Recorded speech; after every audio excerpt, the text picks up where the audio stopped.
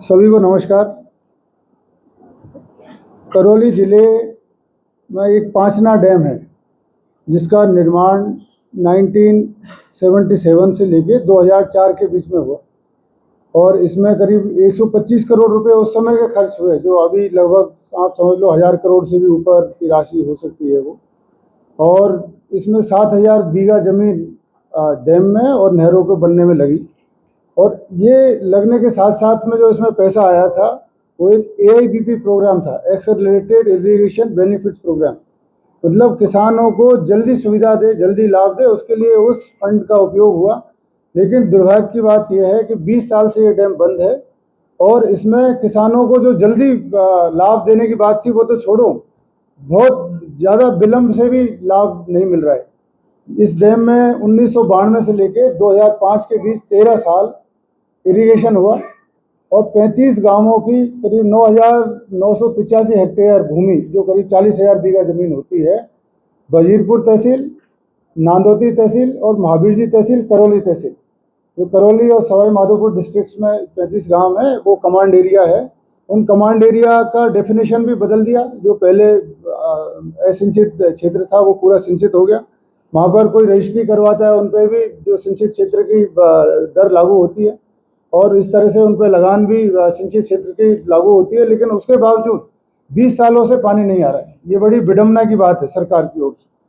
तो ये बात जब हुई तो इसमें हम लोगों ने पहले भी बहुत सारे जो समाज के हमारे राजनेता है, सामाजिक कार्यकर्ता, उन्होंने कोशिश की, बट वो काम संभव हो नहीं पाया। तो 2020 में फिर से एक बार ये मुहिम शुरू करने प्रारंभ किया गया। उस समय सब लोगों से जाके गांवों में जो कमांड एरिया के पास के लोग हैं, जो डैम के पास के लोग हैं, कमांड एरिया के लोग हैं, आसपास के लोग, सबसे बातें की। एक पांचना चौपाल हमने आयोजित करी रात के समय, दिन के समय, लेकिन कोई लगा कि इससे संभव नहीं होगा। तो ग्रामोत्थान संस्था फिर हाई कोर्ट में गई, एक PIL दायर की 14885/2020। तो वो दायर करने के बाद में जब वो दायर की, उसमें हम लोगों ने 3-4 डिमांड रखी थी। पहली डिमांड की नहरों में पानी खुले। दूसरा, जो उपद्रवी लोग हैं उन पर कार्रवाई हो, जो पानी रोक रहे हैं। तीसरा, जो अधिकारी लापरवाही है उन पर कार्रवाई हो। और चौथा, किसानों को उनका जो नुकसान हुआ है इतने लंबे समय से, उनका मुआवजा मिले। तो जब हमने दायर की उस समय 14 साल हुए थे, लेकिन अब वो धीरे धीरे करीब 40 मतलब 20 साल हो गए, 6 साल और एक्स्ट्रा हो गया। तो 20 साल से इसमें पानी नहीं आ रहा है। इसकी वजह से किसानों को हर साल करीब 200 करोड़ का नुकसान होता है, जो कुल मिला के मेरे को लगता है 4000 करोड़ से भी ज़्यादा का नुकसान किसानों को हो चुका है अभी तक। अब इसमें प्रॉब्लम क्या है? प्रॉब्लम यह है कि आसपास के जो लोग हैं उनकी अपनी एक डिमांड है कि उनको नहरों में उनके लिए पानी चाहिए। वो ऊंचाई पर स्थित है। इन कमांड एरिया में ग्रेविटी से पानी आता है, अपने आप ढलान होकर पानी आ रहा है, और उनका खेत ऊंचाई पर स्थित है, तो उनको पहले भी कभी पानी नहीं मिला। जब नदी चलती थी जब भी पानी नहीं था, आज भी पानी नहीं है। उनकी डिमांड उनके हिसाब से एकदम जायज़ है। हमने कमांड एरिया के किसी भी व्यक्ति ने उनकी डिमांड का कोई कभी विरोध नहीं किया। सरकार ने उनके लिए 2010 में लिफ्ट स्वीकृत करी। वो लिफ्ट इतनी धीमी गति से कार्य हुआ कि 2010 की बजाय 2020 तक उसका काम चलता रहा, और वो लिफ्ट का काम 2020 में पूरा हुआ। और पूरा होने के बाद में जब वो लिफ्ट पूरी हुई तो आसपास के लोग कहने लगे ये तो 13 गांवों की बनी हुई, 13 गांवों के लिए बनाई है। जबकि उसका 10 साल से वहाँ बोर्ड लगा हुआ था। वो बोर्ड में क्लियर कट लिखा था कि ये 13 गांवों की 1973 हेक्टेयर भूमि के लिए लिफ्ट बनाई जा रही है। अगर उनको आपत्ति थी तो वो 2010, 11, 12, 13 कभी बोलते कि हमको तो और गांव चाहिए। तो अब किसी की कोई डिमांड नहीं थी। उस समय केवल 13 गांवों की बात थी और 13 गांवों के लिए लिफ्ट बन गई। लिफ्ट संचालित होगी 2020 में। जब 2020 में लिफ्ट संचालित हुई, नहर में पानी खोला जाने लगा, तो उस समय एक व्यक्ति वहां आके चैलेंज देके उन्होंने कहा कि मैं कल नहर को बंद कर दूंगा। वो आया, आने के बाद में उन्होंने नहर को बंद की, कुछ जो भी तोड़फोड़ की। सिंचाई विभाग के अधिकारियों ने उसके विरुद्ध कोई FIR दर्ज नहीं की, कोई केस दर्ज नहीं किया कि उसने नहरों को नुकसान किया। और ये पूरा जो प्रकरण है ये सरकारी अधिकारियों की लापरवाही और उनकी निष्क्रियता का ही कारण है। सरकारी अधिकारी अपने तनख्वाह और भत्ते लगातार 20 साल से ले रहे हैं, लेकिन नहरों में पानी नहीं खोल रहे। रिपेयर के काम पर पैसा भी आता है, फंड भी आता है, बट नहरों में अल्टीमेट कोई जो पर्पज है वो सॉल्व नहीं हो रहा है। तो ये सरकारी अधिकारी इस तरह से काम करते जा रहे हैं। और जब कोर्ट में बात आई तो कोर्ट में वो कहने लगे कि साहब लॉ एंड ऑर्डर की प्रॉब्लम हो जाएगी। अगर लॉ एंड ऑर्डर की प्रॉब्लम होती तो किसी आदमी के विरुद्ध एफआईआर होती। किसी सिंगल आदमी के विरुद्ध एक भी एफआईआर नहीं, आज तक कोई एफआईआर नहीं। अगर लोग उत्पात कर रहे हैं, उपद्रवी है, तो 5 से 7 साल की सजा का प्रावधान है नहरों को रोकने के लिए, लेकिन किसी व्यक्ति के विरुद्ध कोई एफआईआर भी नहीं करी। और दूसरी तरफ कहते हैं कि लॉ एंड ऑर्डर की प्रॉब्लम है। तो ये केवल इनकी आप ये समझे कि निष्क्रियता है, उदासीनता है, और जो उपद्रवी है उनको और इस बात से बल मिल रहा है कि उनके अगेंस्ट में कोई एक्शन नहीं हो रहा। और बात जो बगल के जो किसान हैं उनके लिए एक तो पहले लिफ्ट स्वीकृत कर दी 5 गुटला। ये जो रिसेंट बजट आया 2026-27 का राजस्थान सरकार का, उसमें 50 करोड़ रुपए स्वीकृत किए गए। उन 50 करोड़ रुपए का आशय ये था कि इनको और 2 लिफ्ट बने जिसमें करीब 1100 हेक्टेयर भूमि उनकी सिंचित हो। सरकार ने इतना करने के बाद भी जब ये नहरों में पानी नहीं खोल रहे थे, तो इसी बीच में हमारे माननीय राजस्थान उच्च न्यायालय से 23 अप्रैल 2026 को एक आदेश आया। आदेश में ये कहा गया कि 1 सप्ताह के अंदर नहरों में पानी खोला जाए, इमीडिएटली पानी खोले, और अगर नहीं खोले तो 1 तारीख को अनुपालना रिपोर्ट पेश करें। 1 तारीख को पानी नहीं खोला। 1 तारीख को जब डबल एजी और इनके सिंचाई विभाग के अधिकारी वहां पर आए तो माननीय न्यायाधीश, जो मुख्य न्यायाधीश है, कार्यवाहक मुख्य न्यायाधीश, उनकी डीवी थी। डीबी में उन्होंने ऐसे ही उनको मतलब हंसते हुए बोला कि तुम तो टाइम मांगने आए होंगे। तो उन्होंने कहा कि हाँ सर, टाइम मांगने आए। कि कितना टाइम? कि 4 महीना। तो उन्होंने कहा कि नथिंग डूइंग, कोई 4 महीने का टाइम नहीं मिलेगा। ये लास्ट टाइम दे रहा हूं मैं, 3 सप्ताह का टाइम है, और 3 सप्ताह के टाइम में आप नहरों में इमीडिएटली पानी खोल दीजिए। अगर पानी नहीं खोलोगे तो 26 तारीख को जो अनुपालना के लिए सुनवाई रखी है, उसमें जो सेक्रेटरी जल संसाधन विभाग व्यक्तिगत रूप से उपस्थित होंगे। और जज साहब ने कई बार ये बात बोली कि हम अधिकारियों को जो काम नहीं कर रहे उनको मैं जेल भेज दूंगा। ये बात कई बार बोली गई। उनको कई बार लॉ एंड ऑर्डर की बातें कही गई, 2 जातियों के बीच की बात कही गई। तो जज साहब ने ये कहा कि कोई भी गांव ऐसा नहीं है जिसमें 2 जातियां रहती है, सभी गांवों में सभी जातियां रहती है। तो जातियों की यहाँ कोई बात नहीं है। और अगर लॉ एंड ऑर्डर की बात है तो आप एक्शन लीजिए। जो 8 जुलाई 2022 का आदेश था उसमें क्लियर कट लिखा गया कि अगर कोई व्यक्ति, मैं उसकी आपको एक लाइन पढ़ के सुनाता हूँ। उसमें जो लास्ट में जो लाइन थी कि we make it clear that if any attempt is made by any person to take law and order in his hands, he will be required to be appropriately dealt with.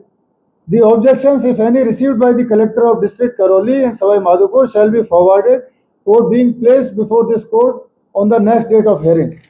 जब 2022 में आदेश आया था तो collector Karauli और collector Sawai Madhopur ने अखबार में विज्ञप्ति निकाली, और विज्ञप्ति में ये लिखा गया कि किसी को कोई आपत्ति है या कोई सुझाव है तो वो बताए ताकि उनको माननीय न्यायालय में पेश किया जा सके।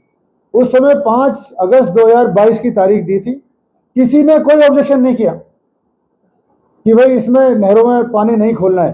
लेकिन फिर भी सरकार ने 2022 के रबी फसल के लिए 23, 24, 25 और यहाँ 26 में भी अभी तक भी पानी नहीं खोला गया है। महावीर जी के मेले के लिए पानी खोल दिया जाता है बिना किसी डीडब्ल्यूसी की बैठक के, लेकिन नहरों में जब किसानों के लिए जो इसके लिए डैम बना हुआ है उसके लिए पानी नहीं खोला जा रहा। तो मेरा तो आप सब लोगों के माध्यम से, जितना भी मीडिया है उनके माध्यम से सरकार से निवेदन है कि माननीय राजस्थान उच्च न्यायालय के आदेशों की अनुपालना में कमांड एरिया के नहरों में तुरंत पानी खोले। दूसरा, नहरों में पानी खोलने के विरोध में जो उपद्रव करने वाले लोग हैं उनकी पहचान करें और उनके विरुद्ध कड़ी कानूनी कार्रवाई की जाए। तीसरी डिमांड है कि 20 वर्ष से बंद नहरों के लिए जो दोषी अधिकारी है उनके विरुद्ध कड़ी अनुशासनात्मक कार्रवाई की जाए, और 20 वर्षों से जो किसानों को नुकसान हो रहा है फसल का, उसके लिए उनको मुआवजा दिया जाए। तो ये हमारी 4 डिमांड है। और साथ में ये भी मैं कहना चाहूँगा कि हमने कमांड एरिया के लोगों ने आसपास के लोगों की जो डिमांड थी उसका कभी विरोध नहीं किया। तो वो हमारे पानी का विरोध क्यों कर रहे हैं? उनको अगर विरोध करना है सरकार से बात करें, सरकार को बोले, सरकार को घेरे, जो करना है करे, पर पानी क्यों रोक रहे हैं? पानी केवल दादागिरी से रोका जा रहा है जिसमें सरकार के अधिकारियों की मूक सहमति है। और सरकार के अधिकारी चाहे तो एकदम पानी तुरंत खुल सकता है, लेकिन ये पूरा एक गठजोड़ चल रहा है। जो कमांड एरिया के किसान हैं उनके विरोध का ये कार्य है, ये कार्य इस तरह से किया जा रहा है। तो मेरी आप सब लोगों से यही निवेदन है कि सरकार तक ये बात पहुंचाए कि राजस्थान उच्च न्यायालय के जो आदेश है उनकी अनुपालना करे, नहरों में पानी खोले, जो लोग उपद्रव कर रहे हैं उन पर एक्शन ले, और 20 साल से जो अधिकारी काम नहीं कर रहे हैं उन पर अनुशासनात्मक कार्रवाई करे और किसानों को उनका मुआवजा मिले। यही मेरा कहना है। अगर आप कुछ पूछना चाहते हैं तो आपका स्वागत है। पॉलिटिकल दबाव सीधा सीधा तो दिखता नहीं है, क्योंकि जितने भी जो राजनेता है वो वहाँ जाके बातें कुछ और करने लग जाते हैं, लेकिन जो नॉन पॉलिटिकल लोग हैं लेकिन नेता बनना चाहते हैं, जिनको टिकट नहीं मिला या टिकट लेना चाहते हैं, इस तरह के लोग वहाँ जाके अभी बिल्कुल 15 मई 2026 को एक महापंचायत का आयोजन किया आसपास के गांवों में। आसपास के गांवों की संख्या बहुत नगण्य थी और लोग दूर दूर से आ रहे थे और दूर से आके बात कर रहे हैं कि भाई फला गांव से कितनी पचवारा लेके आए हैं। ये कोई आदमी को बात करनी चाहिए, एक समझदार आदमी को, कि कितनी गन्स आप लेके आ रहे हो, गन्स क्या करना चाहते हो। एक तरफ भारत सरकार बोलती है कि हमने नक्सलाइट्स खत्म कर दिए, दूसरी तरफ नक्सलाइट्स की तरह लोग बिहेव कर रहे हैं, उनसे कुछ नहीं बोल रही सरकार आखिर चाहती क्या है। जो कमांड एरिया के किसान है, कमांड एरिया के नागरिक है, उसमें व्यापारी भी सम्मिलित है, उसमें मजदूर भी सम्मिलित है और उसमें किसान भी सम्मिलित है, और जो लोग सरकारी नौकरी उस एरिया में करते हैं वो भी सम्मिलित है। उन सबको नहरों का पानी चाहिए, लेकिन लोग केवल और केवल दादागिरी कर रहे हैं और दादागिरी को सरकार सह रही है। अब वो क्यों सह रही है ये तो सरकार बेटर जवाब दे सकती है। और मैं दूसरे सवाल का जवाब पहले देता हूँ। इससे करीब जो नोटिफाइड 35 गांव हैं, लेकिन गांवों की संख्या है 47 और उनकी भूमि 10,000 हेक्टेयर, मान लो आप 9,985 की 10,000 हेक्टेयर, जो 40,000 बीघा भूमि है। किसानों को हर साल 200 करोड़ रुपए की हानि हो रही है, 200 करोड़ पर एनम मिनिमम। इससे बहुत ज़्यादा हो रही होगी, क्योंकि डेयरी वगैरह कोई कर सकता है आजकल, तो बहुत सारे पॉली हाउसेस लगा सकते हैं, वो लोग लगा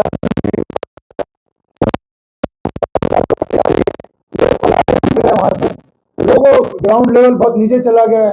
फसल में लागत इतनी हो गई कि उनकी बचत नहीं हो पा रही है, क्योंकि पानी नहीं है, तो बहुत ज़्यादा नुकसान हो रहा है। जो पूरे एरिया में करीब 1.5 लाख जनसंख्या है, वो बहुत ज़्यादा बुरी तरह प्रभावित है। और जनसंख्या का मैं आपको बंटवारा भी बता दूं कि उस क्षेत्र में करीब 33% ST है, 26% SC है और 41% OBC और अन्य जनरल जातियां हैं। इस प्रकार से एक जाति समीकरण है। अब मैं आपके पहले प्रश्न की बात बताता हूं कि इसमें क्या आपको लगता है। ये शुरुआत हुई गुर्जर आरक्षण आंदोलन के समय, इन्होंने बंद किया। गुर्जर आरक्षण आंदोलन में रेल बंद हुई, रोड बंद हुई, दुकानें बंद हुई, सब चीज चालू हो गई। आज की डेट में ना रोड बंद है, ना रेल बंद है, ना दुकानें बंद है, केवल पासना डैम बंद है। अब इन्होंने क्या मन में सोचा हुआ है, जो लोग उपद्रव करते हैं उनके मन में क्या फीलिंग है वो मैं नहीं बता सकता, लेकिन उनकी फीलिंग अपने पास रख सकते हैं वो लोग। हमारा गांव पिलौदा है, वहां से दिल्ली मुंबई का मेन लाइन की रेल निकलती है। क्या मैं रेल को रोक सकता हूं? क्या कोई ट्रांसमिशन लाइन को रोक सकता है? जो आप ये समझिए,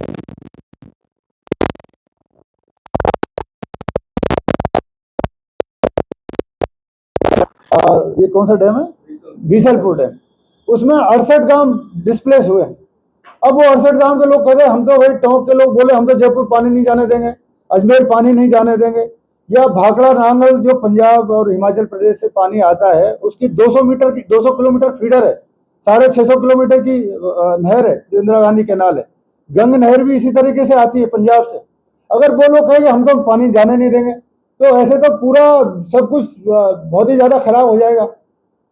तो इस तरह से जो लोग ये सोच रहे हैं, लेकिन किसी की कोई दादागिरी नहीं है, दादागिरी को सरकार सहन कर रही है, केवल यही प्रॉब्लम है और कोई प्रॉब्लम मेरे को नजर नहीं आती। सरकार और सरकार में जो राजनेता है वो अपनी पॉलिटिकल फायदे के लिए, इसमें बीजेपी और कांग्रेस दोनों ही इक्वली रिस्पॉन्सिबल है। वसुंधरा जी जब सीएम थी तब ये बंद हुई, एक बार अशोक गहलोत सीएम बन गए, फिर वसुंधरा जी सीएम बन गए, फिर अशोक गहलोत सीएम बन गए। हमारे कोर्ट का आदेश जब आया पहली बार और उसमें स्पष्ट रूप से लिखा था नहरों में पानी खोला जाए, उस समय करौली में कांग्रेस का एमएलए और डोराभीम में कांग्रेस का एमएलए, और कांग्रेस की गवर्नमेंट, फिर भी पानी नहीं खोल रहा। तो हम ये कहे कि भाई ये पॉलिटिकल, ये दोनों पार्टी इक्वली रिस्पॉन्सिबल है, इसमें कोई ऐसी बात नहीं है, और इनकी वजह से ही ये नहर बंद है। अगर सरकार चाहे एक दिन में काम हो सकता है। अगर आप ये देखिए, अगर उनकी वास्तव में जेन्युइन डिमांड है उसको पूरा कर दें आसपास के लोगों की, और उसकी डिमांड भी पूरी नहीं कर रहे हैं, पानी भी नहीं खोल रहे, तो आखिरकार ये चाहते क्या है? तो ये मैं आप सबसे कहूंगा, जितने ये राजनेता है ये दोषी है, और साथ साथ में जो सरकारी लोग हैं उनका भी दोष है।